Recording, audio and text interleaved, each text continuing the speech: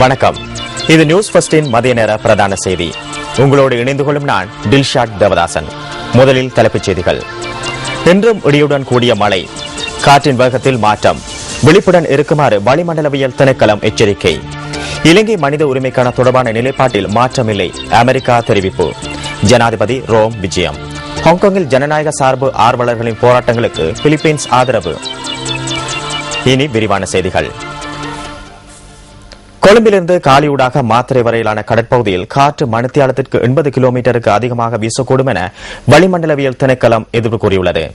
இதேவேளை இன்றைய தினம் இடியுடன் கூடிய மழை பெய்வதற்கான சாத்தியக்கூறுகள் தென்படுவதாக எதிர்ப்பு கூறப்பட்டுள்ளது.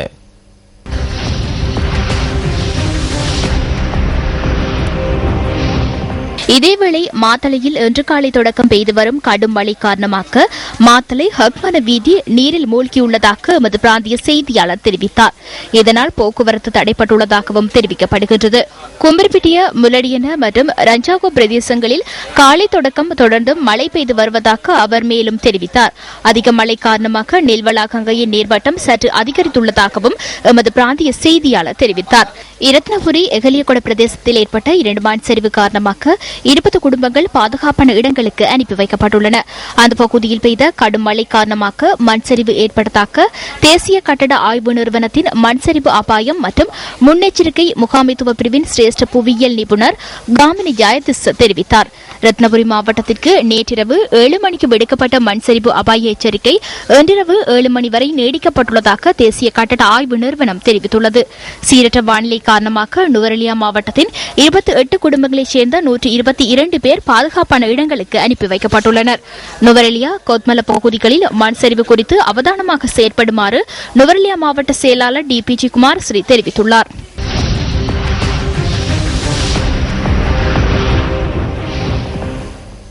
இத்தாலி மற்றும் வத்திக்கானுக்கான 3 நாள் உத்தியோகபூர்வ விஜயம் மேற்கொண்டுள்ள ஜனாதிபதி மஹிந்த ராஜபக்ச நேற்று ரோமை சென்றடைந்தார். வத்திக்கான் நெறிப்படுத்தல் அலுவலக அதிகாரி ஜோஸ் அல்வினோ பெட்டன்கோட், இத்தாலிக்கான இலங்கை தூதுவர் நவலகே பெனட் குரே மற்றும் ஜெனீவாவில் உள்ள ஐக்கிய நாடுகள் சபைக்கான இலங்கை நிரந்தர பிரதிநிதி ரவீந்திரநாத் ஆரிசிங்க ஆகியோர் ஜனாதிபதியை விமான நிலையத்தில் வரவேற்றனர். பரிசுத்த பாப்பரசர் பிரான்சிஸை ஜனாதிபதி இன்று சந்திக்க உள்ளார். ஜனாதிபதி இந்த விஜயத்தின் பிரதம நீதியரசர் மொஹான் பீரிஸ், வெளிவிவகார அமைச்சர் ஜிஎல் பீரிஸ், வெளிவிவகார கண்காணிப்பு பாராளுமன்ற உறுப்பினர் சஜன் வாஸ் குணவர்த்தன, வெளிவிவகார அமைச்சின் செயலாளர் ஷெனுக்க செனிவரத்ன உள்ளிட்ட பலர் கலந்து கொண்டுள்ளமை குறிப்பிடத்தக்கதாகும். இலங்கையின் மனித உரிமைகள் தொடர்பான அமெரிக்காவின் நிலைப்பாட்டில் மாற்றம் இல்லை என அமெரிக்க ராஜாங்க திணைக்களம் தெரிவித்துள்ளது. அமெரிக்க ராஜாங்க திணைக்கள ஊடக பேச்சாளர் ஜென் சாக்கி இவ்வாறு கருத்து வெளியிட்டுள்ளார். There is a report that I have seen from a Sri Lankan newspaper. இலங்கை பத்திரிகை ஒன்றில் ராஜாங்க செயலாளர் கெரி இலங்கை ஜனாதிபதியை சந்தித்த செய்தியை பார்த்து ஐக்கிய நாடுகள் சபையின் பொதுச்சபை கூட்டத்தின் போது இந்த சந்திப்பு இடம்பெற்றது என நான் நினைக்கின்றேன். இதன்போது இலங்கை மீதான அமெரிக்காவின் நிலைப்பாடு தளர்த்தப்பட்டுள்ளதாக பொருள்படும் வகையில் செய்தி வெளியாகி இருந்தது. இலங்கை மீதான எந்த நிலைப்பாடு என்பதை பார்க்கவில்லை. இலங்கை மனித உரிமைகள் தொடர்பில் அமெரிக்காவின் நிலைப்பாடு தளர்த்தப்பட்டுள்ளதா இல்லையா, இதில் ஏதேனும் உண்மை உள்ளதா?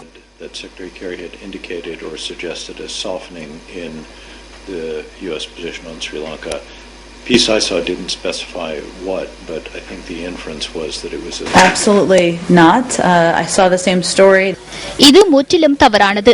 நானும் இவ்வாறானதொரு செய்தியை பார்த்தேன். ராஜாங்க செயலாளர் ஐக்கிய நாடுகளின் பொதுக்கூட்டத்தின் போது இலங்கை ஜனாதிபதியை சந்தித்தார். எனினும் இலங்கை தொடர்பான அமெரிக்காவின் கொள்கைகளில் எந்தவித மாற்றங்களும் இல்லை. குறிப்பாக எந்தவித தளர்ச்சி போக்கும் இல்லை. இலங்கையுடன் சிறந்த உறவை பேண நாங்கள் விருப்புடன் உள்ளோம். எவ்வாறாயினும் நாட்டில் உள்ள அனைத்து இன மற்றும் மதத்தை சார்ந்த மக்களுக்கு சமாதானமும் வளமும் கட்டியெழுப்பப்பட்டால் மட்டுமே அது சாத்தியப்படும். எனவேதான் இலங்கை யுத்தம் இல்லாத அபிவிருத்தியை நோக்கி செல்லும் நாடாக அமைய உரிய நடவடிக்கைகள் எடுக்கப்பட வேண்டும் என ராஜாங்க செயலாளர் ஜனாதிபதியிடம் தெளிவாக கூறினார்.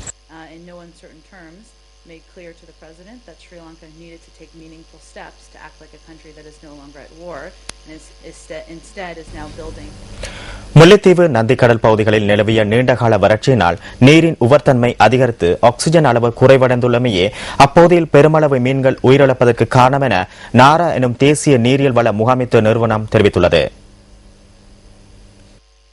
வட்டுவாகல், நந்திக்கடல் மற்றும் வடக்காறு பகுதிகளில் கடந்த சில தினங்களாக பெருமளவு சிறிய வகை மீன்கள் உயிரிழந்த நிலையில் கரையொதுங்கி வருகின்றன. இந்த விடயம் குறித்து வடமாகாண கடற்றொழில் அமைச்சினால் நாரா நிறுவனத்திற்கு அறிவிக்கப்பட்டதை அடுத்து அது தொடர்பான ஆய்வுகள் முன்னெடுக்கப்பட்டு வருகின்றன. அது தொடர்பாக நாரா நிறுவனத்தின் பிரதம ஆய்வாளர் கலாநிதி கணபதி பிள்ளை அருளானந்தனிடம் நியூஸ் ஃபர்ஸ்ட் வினவியது. நந்திக்கடல் பகுதிகளிலே அண்மை காலமாக பெருமளவிலான மீன்கள் இறந்து போய் காணப்படுவதற்கான காரணத்தை ஆய்வுக்காக நாங்கள் நாரா நிறுவனம் நேரடியாக அங்கு சென்று ஆய்வுகளை மேற்கொண்டது. அந்த அடிப்படை ஆய்வுகளின்படி நந்திக்கடல் பகுதியில் உள்ள நீர் நீண்டகால வறட்சியின் காரணமாக உப்புத்தன்மை அதிகரித்தும் நீரில் உள்ள ஆக்சிஜனின் அளவு குறைவடைந்தும் காணப்பட்டது. போதிய அளவு ஆக்சிஜன் இல்லாத காரணத்தினால் மீன்கள் பெருமளவிலே இறக்க நேரிட்டிருக்கின்றது. மீன் வகைகள் உயிரிழப்பதற்கு வேறு ஏதேனும் காரணங்கள் உள்ளனவா என்பது குறித்தும் மீன் மாதிரிகளை தொடர்ந்து ஆய்வுக்கு உட்படுத்தி வருவதாக நாரா நிறுவனத்தின் பிரதம ஆய்வாளர் சுட்டிக்காட்டியுள்ளார். மீனுடைய மாதிரிகள் நாங்கள் மேலும் எமது ஆய்வுக்காக எமது தலைமையகத்துக்கு எடுத்து வந்திருக்கிறோம். வேறு ஏதாவது காரணமாக, அதாவது நீர் மாசடைந்ததாலோ அல்லது ஏதாவது நோய் காரணமாக மீன் இறந்ததா என்பதை பற்றி நாங்கள் தொடர்ந்து ஆய்வு செய்து கொண்டிருக்கின்றோம். ஆனால் எமது அடிப்படை ஆய்வுகளின் முடிவுகளின்படி வறட்சியான காரணத்தினாலே நீரினுடைய ஆக்சிஜனின் அளவு குறைந்ததும் நீரினுடைய உப்புத்தன்மை அதிகரித்ததுமா என்பதுதான் எமது அடிப்படை முடிவுகளிலிருந்து தெரிய வந்திருக்கின்றது. கடந்த சில நாட்களாக சுமார் 60,000 கிலோகிராமுக்கு அதிகமான சிறிய வகை மீன் வகைகள் உயிரிழந்து கரையொதுங்கியுள்ளதாக தெரிவிக்கப்பட்டுள்ளது. கரையொதுங்கியுள்ள மீன்களை அகற்றும் பணிகளை கடற்றொழில் அமைப்புகள் மேற்கொண்டு வருகின்றன. கட்டகஸ்தோட்டை மாத்தளை பிரதான வீதியில் வேன் ஒன்று இன்று அதிகாலை பிங்க் ஓயாவில் வீழ்ந்து விபத்துக்குள்ளானதில் 3 உயிரிழந்துள்ளனர். உயிரிழந்தவர்களில் பெண் ஒருவரும் அடங்குவதாக போலீசார் தெரிவிக்கின்றனர். இன்று அதிகாலை 3:45 மணியளவில் மாவனல்லையில் இருந்து கட்டுகஸ்தோட்டை நோக்கி பயணித்த வேன் ஒன்று விபத்துக்குள்ளானதாக போலீசார் தெரிவிக்கின்றனர். சம்பவத்தில் உயிரிழந்தவர்கள் மாவனல்ல உயர்வத்த பகுதியை சேர்ந்தவர்கள் என போலீசார் குறிப்பிட்டனர். விபத்தில் உயிரிழந்தவர்களுள் தம்பதியரும் அடங்குவதாக தெரிவிக்கப்பட்டுள்ளது. எவ்வாறாயினும் இந்த விபத்தில் சிக்கிய 19 வயதுடைய நபர் ஒருவர் தப்பியுள்ளமை குறிப்பிடத்தக்கது. உயிரிழந்தவரின் சடலம் கட்டுகஸ்தோட்டை மாவட்ட வைத்தியசாலையில் வைக்கப்பட்டுள்ளது. இந்த விபத்து தொடர்பான விசாரணைகளை கட்டுகஸ்தோட்டை போலீசார் ஆரம்பித்துள்ளனர். இந்த வருடம் கல்வி பொது தராதர சாதாரண தர பரீட்சையில் தோற்றவுள்ள நவம்பர் மாதம் பிறந்த மாணவர்களுக்கு தேசிய அடையாள அட்டைகளை விநியோகிப்பதற்கான விசேட திட்டம் ஒன்று முன்னெடுக்கப்பட்டுள்ளதாக ஆட்பதிவு திணைக்களம் குறிப்பிட்டுள்ளது. அடுத்த 2 வாரங்களுக்குள் குறித்த மாணவர்களின் அடையாள அட்டைகள் வழங்கப்படும் என ஆட்பதிவு திணைக்கள ஆணையாளர் RMS சரத்குமார் தெரிவித்துள்ளார். இந்த வருடம் 3,70,000 மாணவர்கள் கல்வி பொதுத்தராதர சாதாரண தர பரீட்சையில் தோற்ற உள்ளனர். அவர்களில் 3 லட்சம் மாணவர்களின் தேசிய அடையாள அட்டைக்கான விண்ணப்பங்கள் கிடைக்கப்பட்டுள்ளதாக தெரிவிக்கப்படுகிறது. அவற்றுள் 2 லட்சம் மாணவர்களுக்கான தேசிய அடையாள அட்டைகள் வழங்கப்பட்டுள்ளன. எஞ்சிய 1 லட்சம் மாணவர்களுள் 70,000 மாணவர்களின் தேசிய அடையாள அட்டை பெறுவதற்கான உரிய வயது பூர்த்தியாகவில்லை என ஆட்பதிவு திணைக்கள ஆணையாளர் குறிப்பிட்டார். மேலும் 30,000 அடையாள அட்டைகளை வழங்குவதற்கான நடவடிக்கைகள் முன்னெடுக்கப்பட்டு வருவதாக தெரிவிக்கப்பட்டுள்ளது. நியூஸ் ஃபர்ஸ்டின் முதலாவது ஊடக தலைமைத்துவ நிலையம் பின்னவலை தேசிய பாடசாலையில் இன்று அங்குரார்ப்பணம் செய்து வைக்கப்பட்டது. வரையறுக்கப்பட்ட கேபிட்டல் மகாராஜா நிறுவனத்தின் குடும்ப பணிப்பாளர் ஷெவன் டேனியல் உள்ளிட்ட முக்கியஸ்தர்களின் பிரசன்னத்துடன் ஊடக தலைமைத்துவ நிலையம் ஆரம்பிக்கப்பட்டது. பின்னவலை பாடசாலை மாணவர்கள் மாத்திரமின்றி அண்மித்த பாடசாலை மாணவர்களும் நியூஸ் ஃபர்ஸ்ட் ஊடக தலைமைத்துவ நிலையத்தில் பயன்பெற வசதிகள் ஏற்படுத்தி கொடுக்கப்பட்டுள்ளதாக நியூஸ் ஃபர்ஸ்ட் பணிப்பாளரும் பொது முகாமையாளருமான யசரத் கமல்சிரி தெரிவிக்கின்றார். இந்த நிலையத்தை ஆரம்பித்து வைத்து உரையாற்றிய பின்னவலை பாடசாலை அதிபர் நியூஸ் ஃபர்ஸ்டினால் முன்னெடுக்கப்பட்ட ஒரு மகத்தான மக்கள் பணியாக இதனை சுட்டிக்காட்டியதாக யசரத் கமல்சிரி கூறினார். இந்த வைபவத்தின் போது திறமையை வெளிப்படுத்திய பின்னவலை மத்திய மகா வித்தியாலய மாணவி ஒருவருக்கு நியூஸ் ஃபர்ஸ்ட் மணித்தியால செய்தியை வாசிப்பதற்கான சந்தர்ப்பம் வழங்கப்பட்டமை சிறப்பம்சமாகும். ஹம்பாந்தோட்டை சிறிபோபர பகுதியில் இடம்பெற்ற அரிய காட்சிகள் சில நியூஸ் ஃபர்ஸ்டின் கேமராவில் பதிவாகின.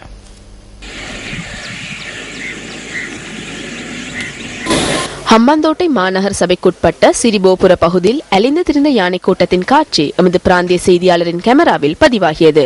70க்கும் மேற்பட்ட யானைகள் இந்த கூட்டத்தில் இருந்ததாக எமது பிராந்திய செய்தியாளர் தெரிவித்தார். மத்தளை கண்ணூரவில் உள்ள பகலக்காட்டு பகுதியில் ஏற்பட்ட உணவு மற்றும் நீர் தட்டுப்பாட்டின் காரணமாக யானைகள் இந்த பகுதிக்கு வந்ததாக அந்த பகுதி மக்கள் தெரிவித்தனர். வளவ புதிய அபிவிருத்தி வலயத்துள்ள பயிர்களை இரவில் இந்த யானைகள் அழிப்பதாக அந்த பகுதி மக்கள் குற்றம் சுமத்தியுள்ளனர்.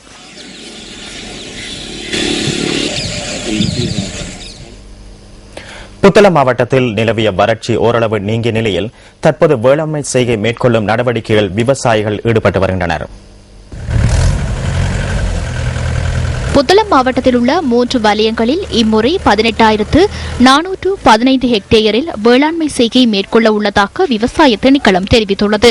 அந்த வகையில் புத்தளம் வலயத்தில் உள்ள புத்தளம், பானாத்திவில்லு, மகா கும்பு கடவல மற்றும் கர்வல கஸ்தவ ஆகிய கமநல நிலையங்களுக்கு உட்பட்ட பிரதேசங்களில் வேளாண்மை செய்கை மேற்கொள்ளப்பட உள்ளது.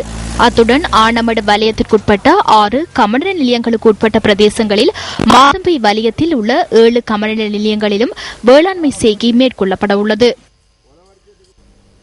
திட்டங்கள் வகுக்கப்பட்டு ஆரம்ப கட்ட பணிகள் நிறைவடைந்துள்ள போதிலும் இறுதிக்கட்ட பணிகள் நிறைவடையாமையால் மக்கள் பிரச்சினைகளை எதிர்நோக்குவது தொடர்பில் நியூஸ் ஃபர்ஸ்ட் பல தடவைகள் சுட்டிக்காட்டியிருந்தது. அவ்வாறான ஒரு நிலைமையே பொத்துவில் பிரதேச செயலக பிரிவுக்குட்பட்ட சவுத் ஆப்பிரிக்கா கிராம மக்கள் எதிர்நோக்கி வருகின்றனர்.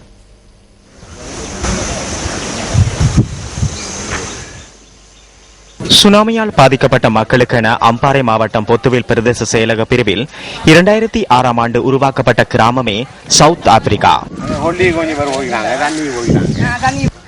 50 வீடுகள் நிர்மாணிக்கப்பட்டு உருவாக்கப்பட்ட இந்த கிராமத்தில் தற்போது 180 குடும்பங்கள் வசிக்கின்றன.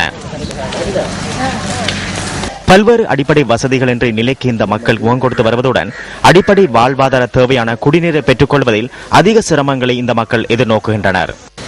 நாங்களுக்கு தண்ணி இல்லை, மிஷின் போட்டியை கொண்டு தண்ணி எடுக்க போகணுன்னோட காசு கொடுத்தா நாங்கள் தண்ணி எடுக்கணும். 2-3 தரம் எடுத்துகிட்டு வரக்குள்ள மாறி போகக்குள்ள ஆனை எங்களை விடுவதில்லை. எங்களுக்கு தண்ணி மிச்சம் கஷ்ட நிலையில் நாங்கள் இப்போ வாழ்கிறோம். தண்ணி தானே எங்களுக்கு இப்போ முக்கியம். குடிக்கையும் தண்ணியில் வாக்கையும் தண்ணியில் எங்களுக்கு பெரிய கஷ்டத்திலே வாழ்கிறோம். தண்ணியால் நாங்கள் கஷ்ட நிலையில் வாழ்ந்துக்கிட்டு இருக்கிறோம். எங்களுக்கு தண்ணி முக்கியம். எங்களுக்கு இப்போ இயற்கையாகவே இந்த பகுதி நிலக்கீழ் கட்பாறைகளால் அமைந்ததால் இங்கு கிணறுகளை அமைப்பது சிரமமான பணியாக உள்ளது. பெரும் சிரமத்துக்கு மத்தியில் அமைக்கப்பட்ட கிணறுகளும் நீரின்றி வற்றி காணப்படுகின்றன.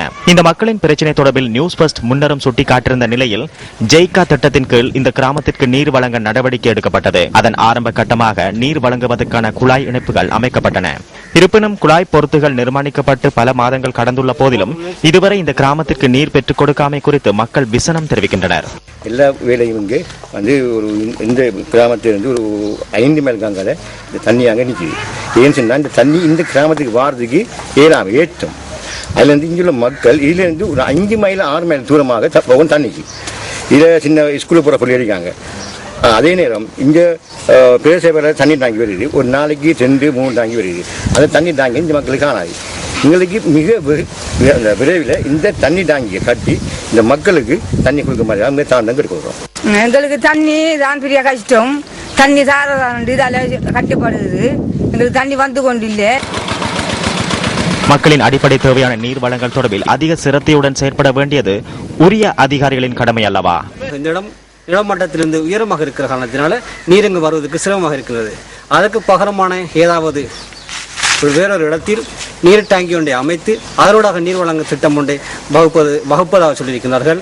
இதுவரைக்கும் வகுத்தத்தையும் காணவில்லை.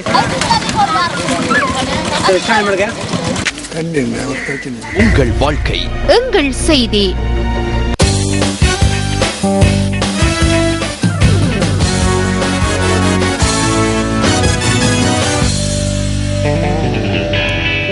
ஆசிய விளையாட்டு விழாவில் ஆடவருக்கான 20-20 கிரிக்கெட் தொடரில் இலங்கை மற்றும் ஆப்கானிஸ்தான் அணிகள் தங்கப் பதக்கத்துக்கான இறுதிப் போட்டியில் தற்போது விளையாடி வருகின்றன. போட்டியில் இலங்கை நிர்ணயித்த 134 ஓட்டங்களை நோக்கி பதிலெடுத்தாடும் ஆப்கானிஸ்தான் அணி சற்று முன்னர் வரை 11 ஓவர்களில் 7 விக்கெட் இழப்பிற்கு 50 ஓட்டங்களை பெற்றிருந்தது. தென்கொரியாவின் என்ஹூய் மைதானத்தில் நடைபெறும் இந்த போட்டியில் முதலில் துடுப்படுத்தாடிய இலங்கைக்கு ஆரம்பமே அச்சுறுத்தலாக அமைந்தது. ஆரம்ப துடுப்பாட்டர் வீரர் உப்புல் தரங்க ஓர் ஓட்டத்துடன் ஆட்டமிழந்தார். எனினும் அதன் பின்னர் இணைந்த அணித்தலைவர் லஹிரு திருமன்ன மற்றும் தினேஷ் சந்திமால் ஜோடி 2ஆம் விக்கெட்டில் 72 ஓட்டங்களை பகிர்ந்தது.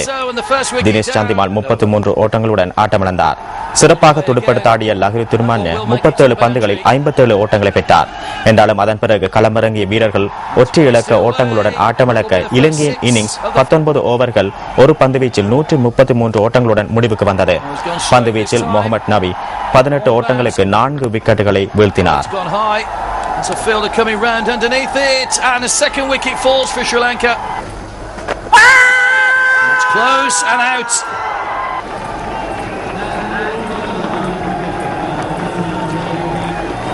That's a high full toss, and this one's got a long way up in the air. Has it got enough to make it over the line? It hasn't. It's well taken, and Sri Lanka lose their 8th wicket. Gulbadin, who took 2 wickets, has now taken Oh, he's bowled him. And they get off to a good start. All attention will turn.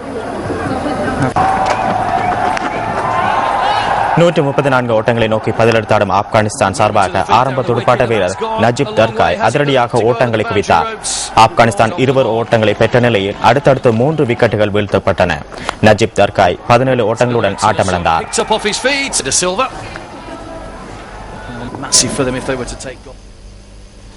இத்துடன் news ஃபர்ஸ்டின் மதிய நேர பிரதான செய்தி நிறைவு பெறுகிறது. News ஃபர்ஸ்டின் மணித்தியால செய்தியை 2:25 எதிர்பாருங்கள். வணக்கம்.